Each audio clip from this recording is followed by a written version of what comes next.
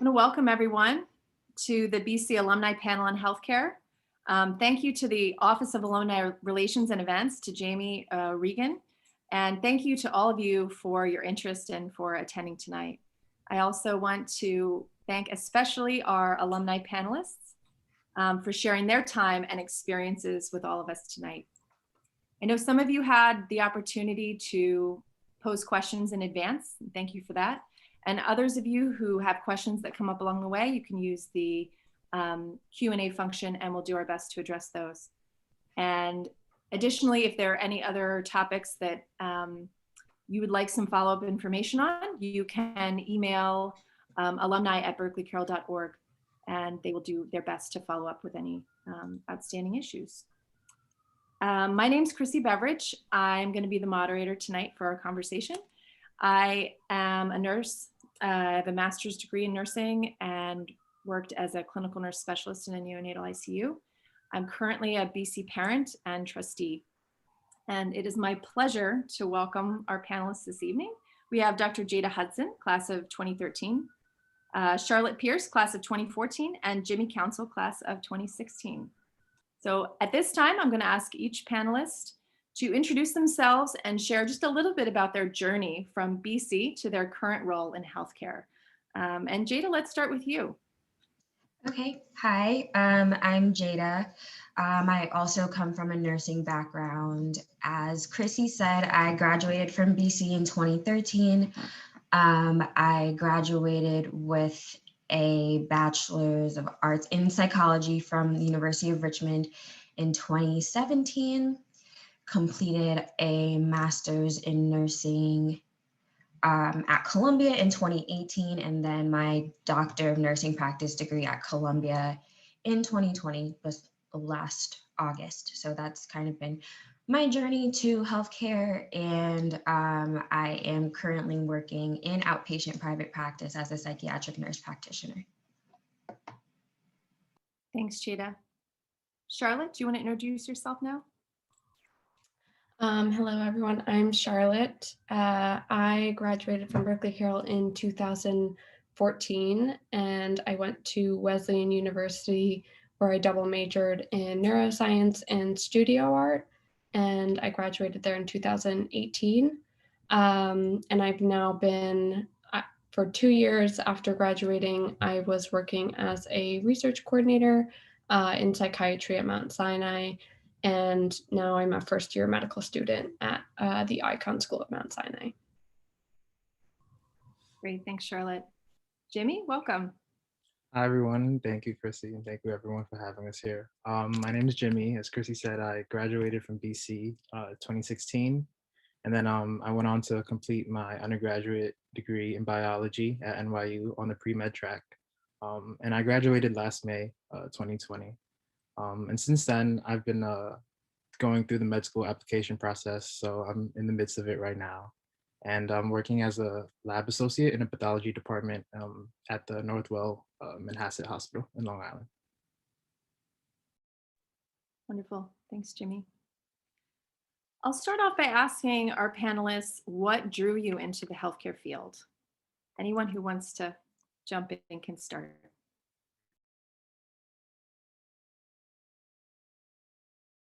Or I'll pick. Jimmy? Yeah, I don't mind. So what brought me to healthcare, it was kind of, I guess, two sides to it. The first was my family. My mother was a nurse in the Philippines. My father was a medic in the Air Force, and my brothers are currently nurse practitioners. So just healthcare has been around me my whole life. So that kind of fueled my interest and my passion for sciences and for medicine. But growing up and going to BC and learning a lot about just the world in general, and more specifically healthcare disparities in America, it was definitely a concern. So that kind of fueled or gave me an extra push as to a reason to become or pursue a job in healthcare. So combining, my interest for science and medicine with also just the want and desire to help those in need and to help everyone really motivated me to pursue a job in medicine. Thank you, Jimmy. Charlotte, do you want to share?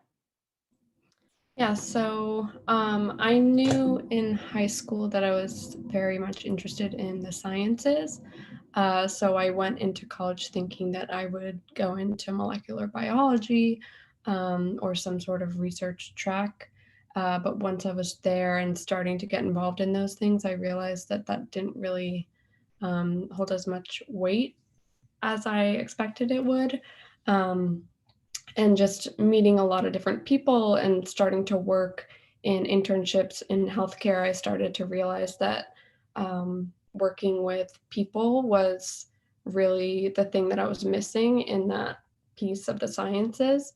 Um, and I just found that it very much made a lot of sense to me. Like my interest in the arts very much correlated to my interest in the sciences, in which, you know, working in healthcare and working with people really helped put together this way in which people interact with and make sense and understand their world and reality. And then, you know, now being in healthcare, I can really see it's so rewarding and humbling to meet with so many different types of people and helping so many types of people.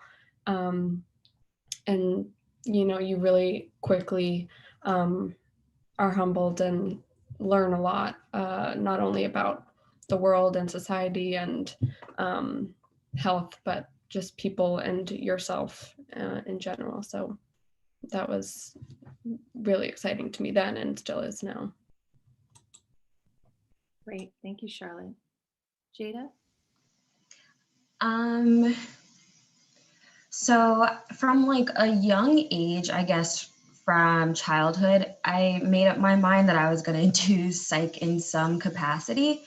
And I didn't really know what that capacity was until like halfway through college. I think the end of my sophomore year. I like went in straight into college and started taking, psychology classes and working on my major. I guess also in the interest of transparency, um, halfway through college, I was having a very tough time, like with my mental health. And so I went to go see a psychologist, and eventually I was referred to a psychiatric nurse practitioner. I was like, what does that even mean? And obviously I started going to the nurse practitioner. I was like, oh, okay, like this is it. Like this is what I want to do. So it kind of clicked for me at that moment that that was the path that seemed appropriate for me to take. And I just kind of took that turn or that deviation into nursing. And that's how I ended up here. And kind of like Jimmy and Charlotte said, like helping people has always been very important to me, listening to people. And once I got more into looking more into like health disparities and helping people in my community, people that look like me, has always been very important to me. And yeah, I just got very interested kind of in the nursing journey as well. So that's what I would say brought me here. Thanks for sharing that. A follow-up question for you, Jada. A lot of people have experience with the medical model of healthcare from a physician standpoint. And I wonder if you might share a little bit about your perspective on the role of the nurse practitioner, which varies widely based on, you know, what field you're in and where you're working. But if you could share your experience with that. Yes, I had a feeling this question was going to come up. So there's a whole bunch of different things, particularly for me at my practice. And it's a small, like I said, private practice. My role is not different from an MD's role, like at all. But in nursing, and like you said, kind of the nursing model versus the medical model, I have found that it is more like holistic. Like everyone says, it's like holistic, like focusing on the entire person. Like I have felt that through my nursing journey and training, you obviously get experience and like training, education on like specific illnesses and, the, medications and like actual medical training, but you also get that background in someone's like cultural and spiritual health and connections and how important those are. And, you know, it's like nursing education, like, and by that, I mean, talking to your patient, really making sure they understand what they're going through, understand their medications, giving them like the time to talk, ask you any questions has been like, you know, something that's really been stressed to me throughout my entire nursing education, as well as just like, you know, there's been research done that says like nurse practitioners tend to spend more time with their patients and actually getting to know them, which makes the patients feel super comfortable and are, you know, leads to either, you know, similar or sometimes even like better outcomes for patients that are maybe seeing an MD. And nursing nurse practitioners tend to be more accessible, help spread I guess access to care a little bit. They're a little bit easier to, or like, I guess honestly cheaper for a lot of healthcare systems, which expands access for patients. And that's like super, super important, you know, just having access to care. So I think that's kind of that's my differences. That's how I see the nursing model different than the medical model, if that makes sense. Definitely. Thanks, Jada. I want to turn to Charlotte and your time that you spent doing research and how that, in a way, sort of identified something you didn't want to do. And sometimes in the process of finding your career path, the elimination of things is kind of important. So can you speak to your time in research and maybe some things that you learned from BC or college that helped you get to, you know, your place now in medicine? Yeah, so I started out in college doing microbiology research, or kind of moving between labs that were doing that. And those were bench research. So that I very quickly found out I just didn't really gravitate towards. So when looking for jobs after college, I knew I didn't want to go into research, but clinical research is a very typical path for people going into medicine, just because you get such great exposure to working with patients and healthcare and working on teams, and get to really specialize in one topic, and get so much knowledge in that. So I was encouraged to look into that more, and ultimately that position, I chose it because it felt the least research focused, in a way, in which my job really basically was kind of like a psychiatric practitioner. I took over the role, the physicians basically oversaw all the research, but I took the role in guiding the patients through their treatments, conducting the DSM interview, conducting their psychiatric interviews throughout treatments, which lasted up to 6 months.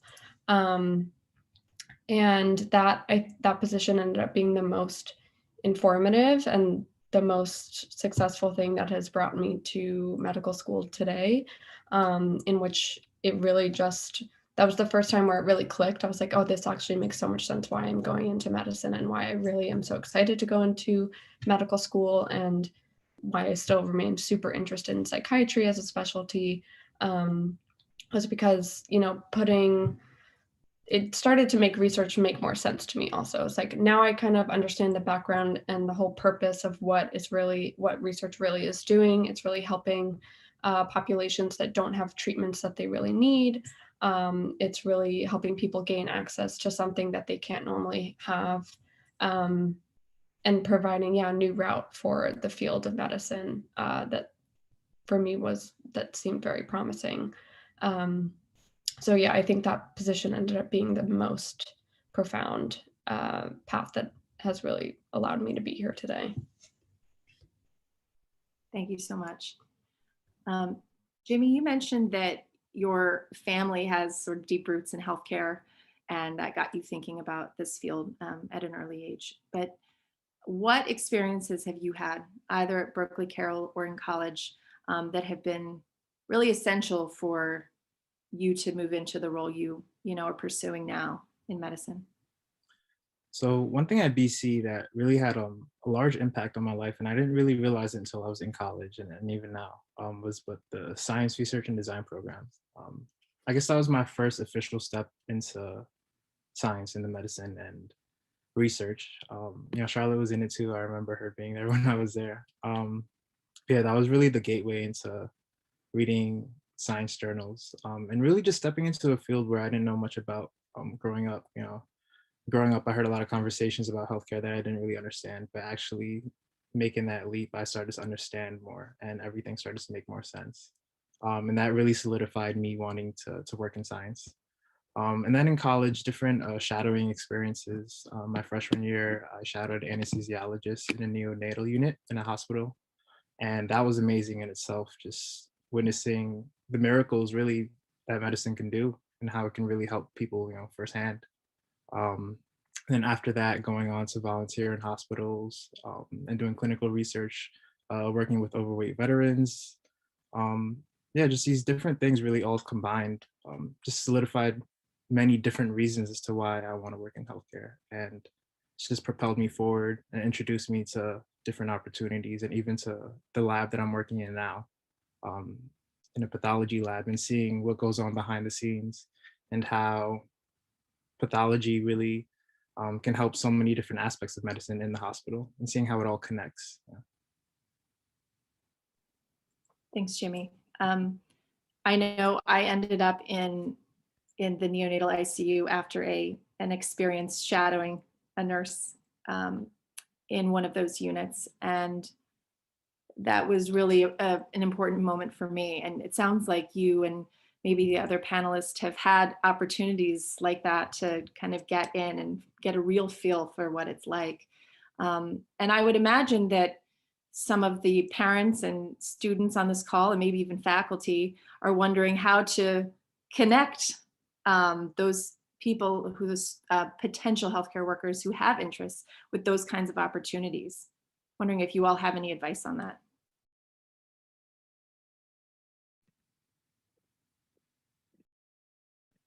So what worked for me, especially during undergraduate years, so eventually when the students end up going to college and whatnot, is to most colleges that I know of have like a healthcare magazine or a club where you constantly get updates. So a lot of my research experiences came from that. They would send updates on possible or opening positions, and quite honestly, I just tried to contact and network with as many people as possible. Introducing myself and telling them about my goals and where I want to go and how important this next step is. I think that was definitely a big help. So I think Jimmy's right. It's also about, making connections and kind of getting information from where you can. My shadowing experience in undergrad, I had one pretty good shadowing experience where I was with a nurse practitioner. He's an acute care nurse practitioner working in an emergency setting. And basically how I got that set up is like someone in my career services at my school, I went and asked, I was like, is there like a shadowing opportunity? Is there something? And he actually was just kind of close with this nurse practitioner. He was like, yeah, I'll call him and set that up for you. And that wasn't something that had like previously been in place for anybody. But again, it's like, you never know where an opportunity is or who knows who. I also, and I know Jimmy also, we both kind of came from the Oliver Scholars Program. And I remember I got like I think to me, a really integral, internship over the summer between my junior and senior year because of an email that was sent out by someone in Oliver that said like, we have these opportunities, like check them out. I applied and I think it was really helpful for me in terms of my experience and strengthening my application. And I wouldn't have known unless, someone had set me up with that.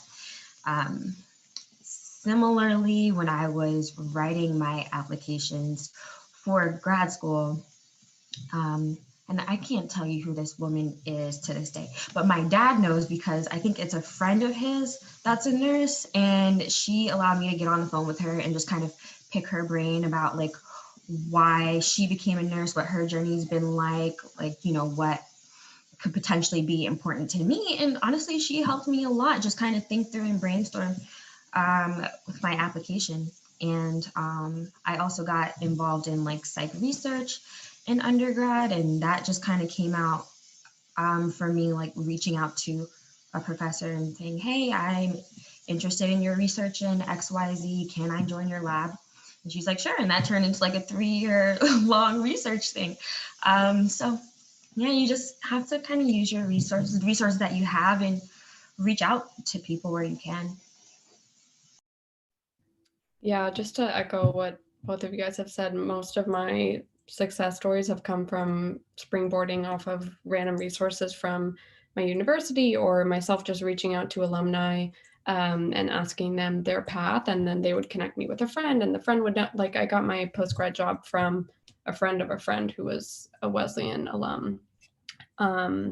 And then they also had recommended, like, basically at that job, that's how they get all of the people that they hire. And all of my other internships in undergrad were also from Wesleyan connections, or the ones that at least panned out. And yeah, my only shadowing experience was one with a Wesleyan alum, and she was a psychiatrist, and she was the one who basically encouraged me to go into just try clinical research. So yeah, you really just never know. Just try and reach out to people, even though it's awkward or embarrassing at times. Just see what's out there, and just even Berkeley Carroll alumni, really anybody, it's very helpful. You never know what's out there. Thank you, guys. I think that's really helpful. Jimmy, did you want to add something? Oh yeah, actually, I just also want to say for the current students, you know, if you want to start early and start working towards that now, at least for me, SRD and just talking to the science faculty in the department really helps. I know a lot of the students in SRD, the faculty members running it introduce them to a lot of researchers, and that's how, you know, they gain their interest in that particular subject. And a lot of the faculty push me to, you know, take part in it. So just talk to, you know, your teachers, your alumni, and I'm sure there's a bunch of resources.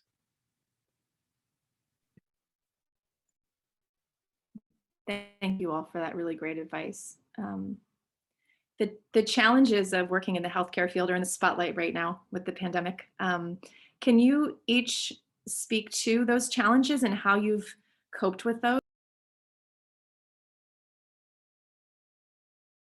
Jada, we'll start with you. Are you asking of challenges specifically related to the pandemic, to my job in general, or? Great question. All of the above. Okay. Honestly, I don't even know where to begin with challenges. Every day is a challenge, I'm not gonna lie. Pandemic related. So, I mean, I started my career as like a new provider from home in the middle of a pandemic, like by myself. Like I'm in my home office. And if you can imagine, there's literally nobody to talk to except myself, right? Like when something gets very challenging. And I do have other providers in my practice, which with way more experience than me, that I can call and kind of bounce ideas off of, but they're also busy. So I call them during the day and they're like, yeah, call me anytime. And then I call them anytime. And they're like, oh, sorry, seeing a patient, can't talk right now. And sometimes I just really have to figure things out for myself. And as a new provider, you don't know everything or even close to everything. There's so much that I'm still learning every day. Whether it's about diagnoses and their presentations, whether it's about medications, there are so many things I have to look up on the fly every day while talking to a patient. And I'm not gonna lie, like I have all these books. I've got my like psychopharm book, and I will like hold it under the camera, like I'm talking to a patient, like, like looking things up. So that's pretty much, that's like my pandemic related challenges, but also like new provider related challenges. And then, oh yeah, No, I see. Yeah, go ahead. Sorry. So I was going to say, I also see my patients obviously from home virtually. Technology doesn't always work. Like I had a patient today and we were trying to do the video and I'm like, why can't I see you? Like I'm looking at her kitchen, or like the sound goes out. Sometimes I kick my outlet and then like the power goes, or like my Wi-Fi goes out. Sometimes I can only do appointments by phone, which is not ideal for psychiatry at all, because really seeing a person's face, their demeanor, their body language is very important. They can be saying one thing and acting another way, you would never know. And just, dealing with different personalities, dealing with patients who don't want to take their medications, dealing with. Yeah, it's a crazy time. I can't even imagine what it would be like to be a new provider on your own in a room. You have a lot of, you have experience too in psychiatric wards and even, visiting Rikers and working there. I imagine there were a lot of emotional, ethically challenging moments that you encountered. What about those kinds of issues? Absolutely. So yeah, I did do a clinical experience at Rikers. I also, while doing my doctoral program, I was working as a registered nurse in an inpatient detox facility, but it was in a shelter. So not your typical hospital inpatient detox. And so that presented its own set of challenges.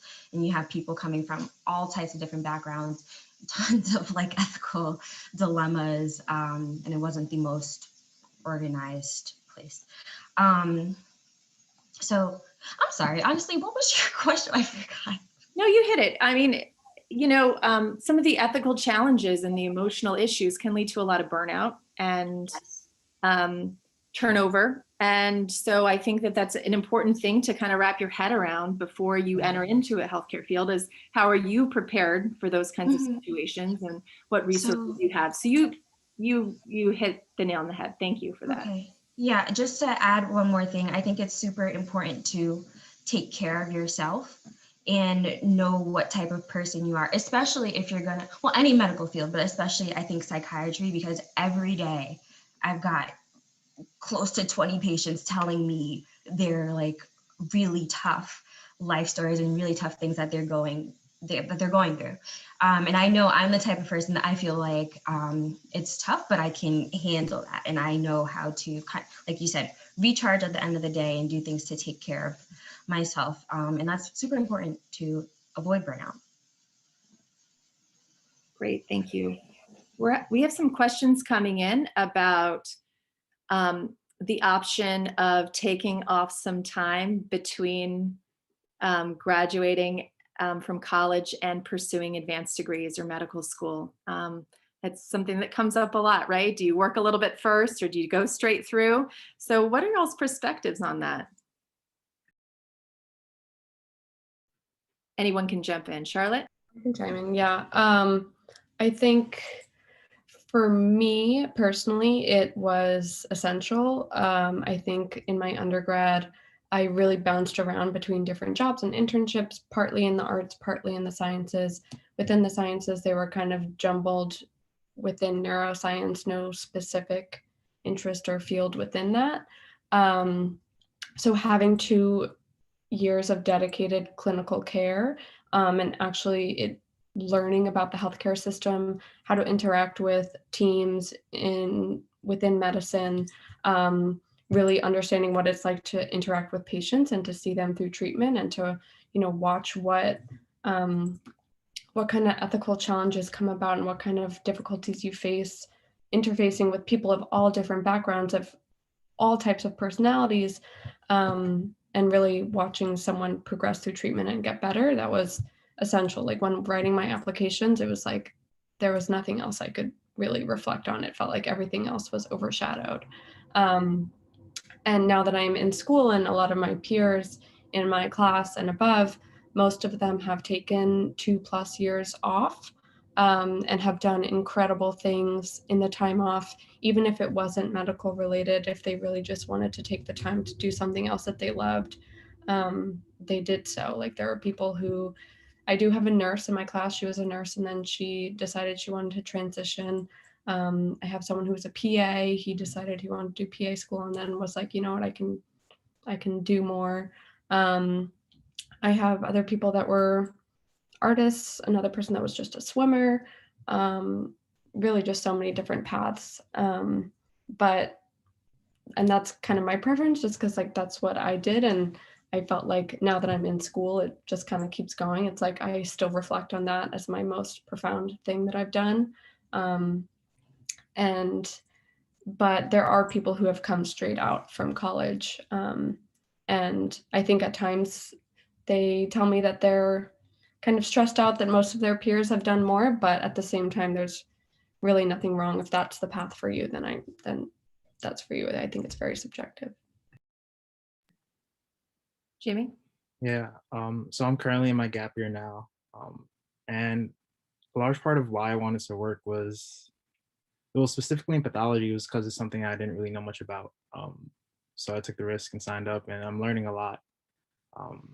But piggybacking off what Charlotte said, and the fact that there are so many different routes that you could take, I think that's the beauty of, I mean, specifically healthcare, is that there's so many opportunities where you can learn, in your own way and take your own route, to get to where you want to be. As Charlotte was saying, there's so many people with just different backgrounds in her class. Um, I know members or people in medical school who were teachers before or pursued graduate degrees, and all of that helps in its own way. I think it's very based on who you are and what you want to do. But I would also say, if you do decide to take gap years, yeah, make it what you want to do. Um, Pursue something that you're interested in or that you're curious of learning to learn about, and make it worthwhile. Jada, do you want to weigh in on that as well?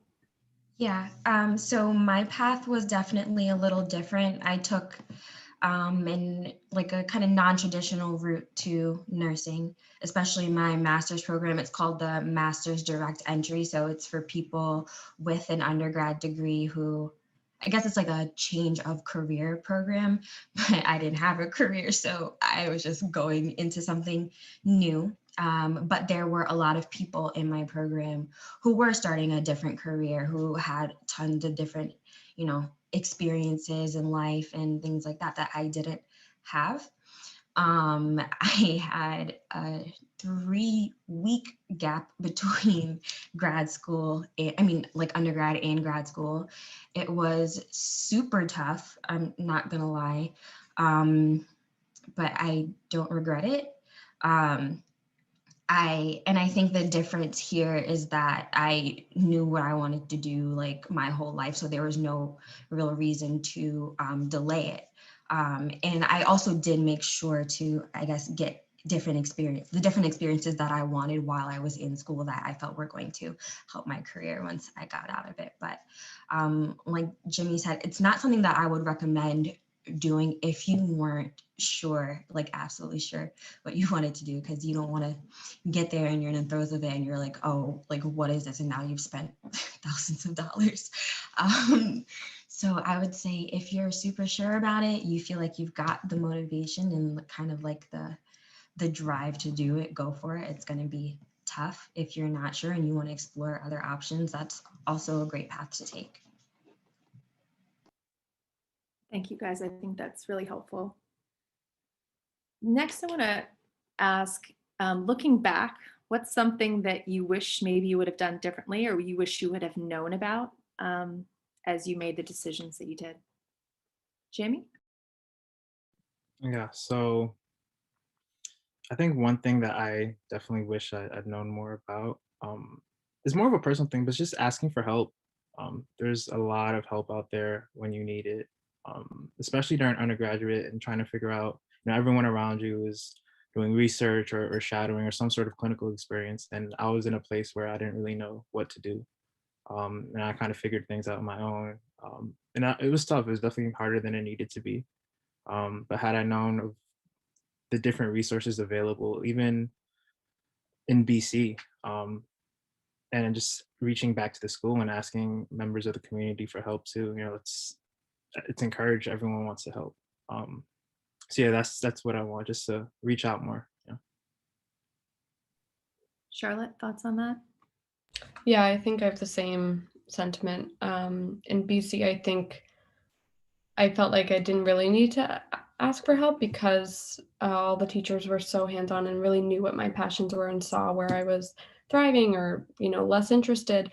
So they did guide me a lot along the way. But in undergrad, I definitely wish that I took the initiative on my own because I think they didn't even realize until I graduated that I was pre-med. So that was like, I could have went to the career department for help or reached out to my professors, but yeah, I think I wasted a lot of time trying to find things on my own. And then looking back now, I realize where I got the most benefit was when I was going through alumni or through people that were that served as the best resources. So I think, yeah, don't be afraid to reach out and ask for help, whoever that may be. Thanks. Jada, did you have anything to add? Honestly, I mean, I would kind of just echo what Jimmy and Charlotte said about reaching out for help.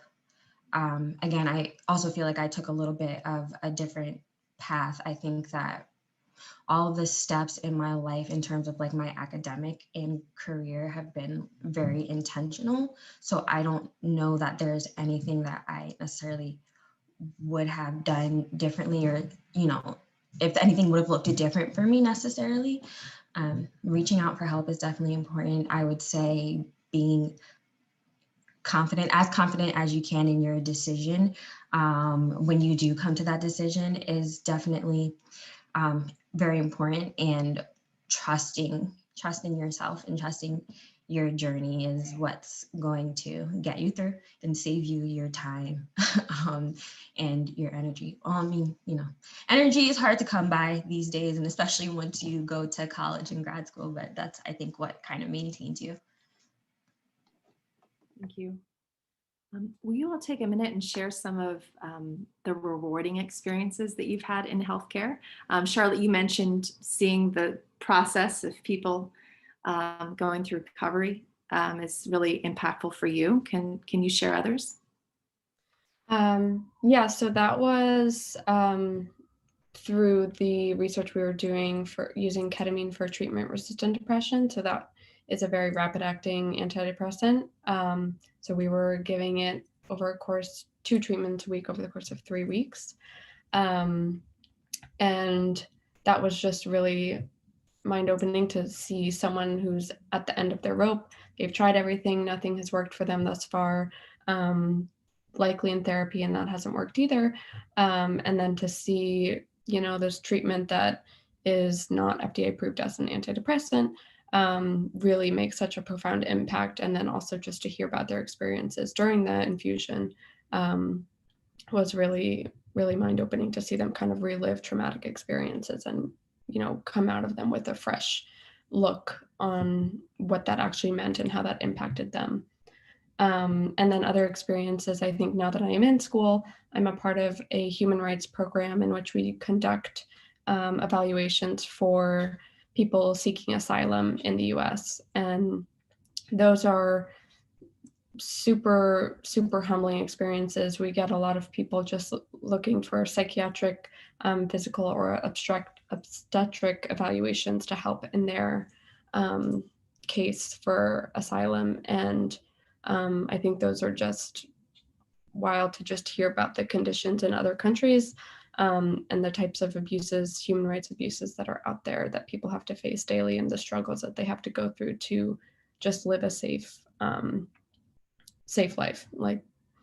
And I think that is another really rewarding experience that I'm a part of now.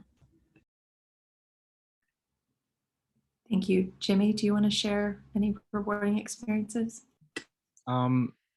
So off the bat, I think one of my most rewarding experiences was I was volunteering at New York Presbyterian on a med surg unit, doing minuscule things, folding the beds, but also feeding patients, and just spending time with them, and that shifted my whole view of healthcare as well. Just seeing how fundamental things like even feeding yourself, and how when someone does it for you because you can't, how much it really does mean to you, and how much they value that.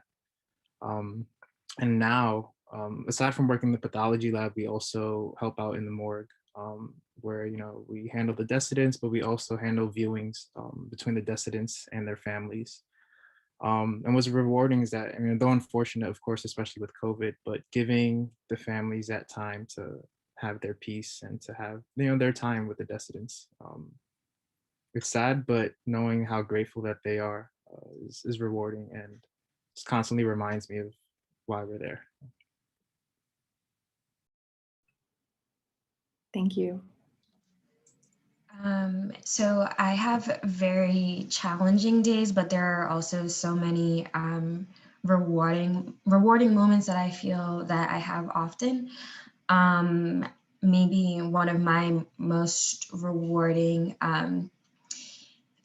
incidents, or not incidents, but happenings that have occurred so far.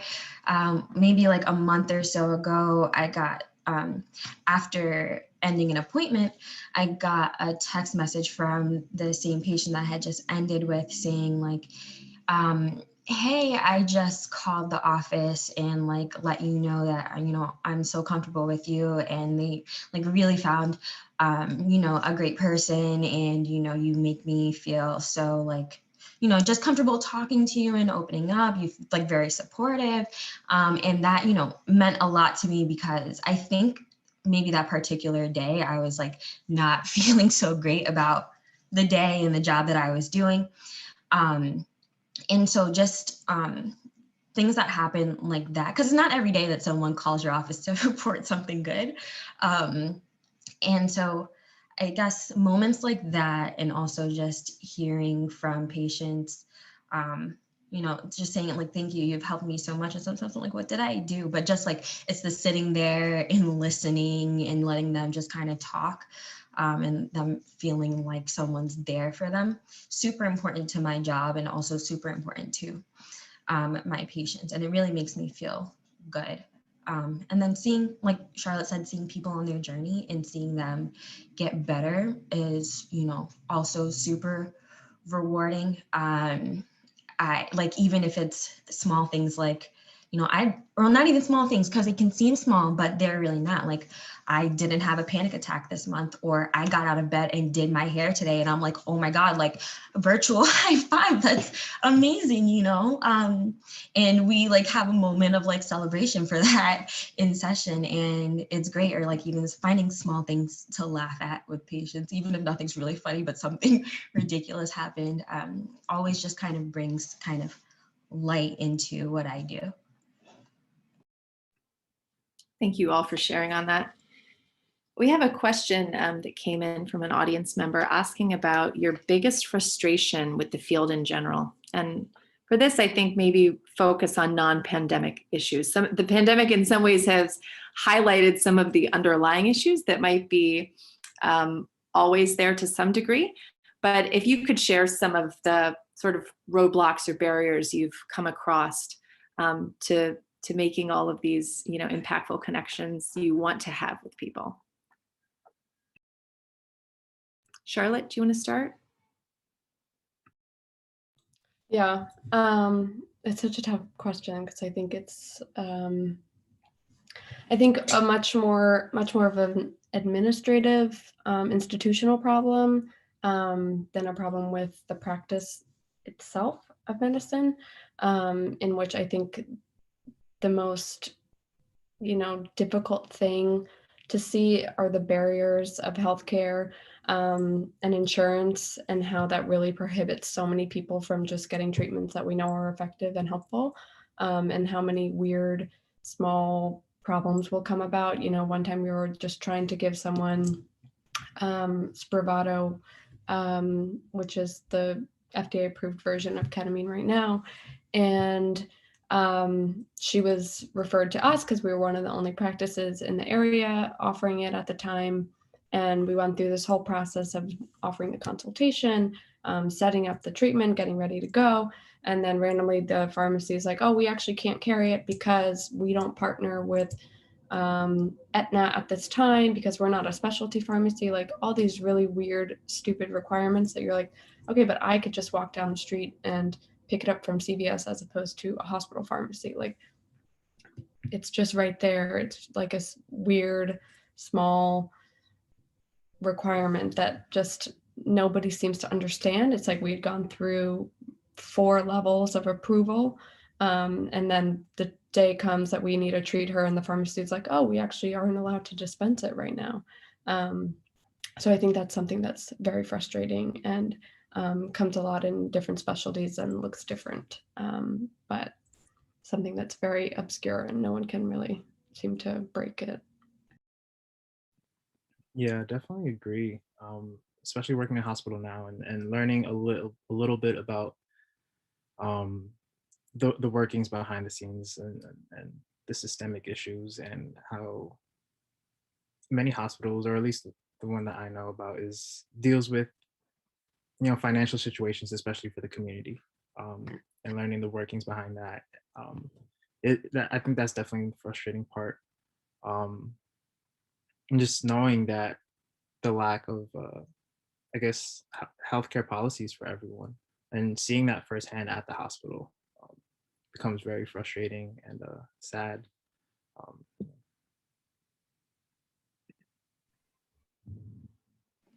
Um, Actually, I have kind of 2 answers to this question. The second one is a little bit to the side, like maybe a little bit less related, but I am in agreement with the kind of behind the scenes approval stuff. It's very tiring, honestly, for me and my patients. And what's specific to my job that's very can be very difficult is our practice mostly deals with workers' compensation and no fault.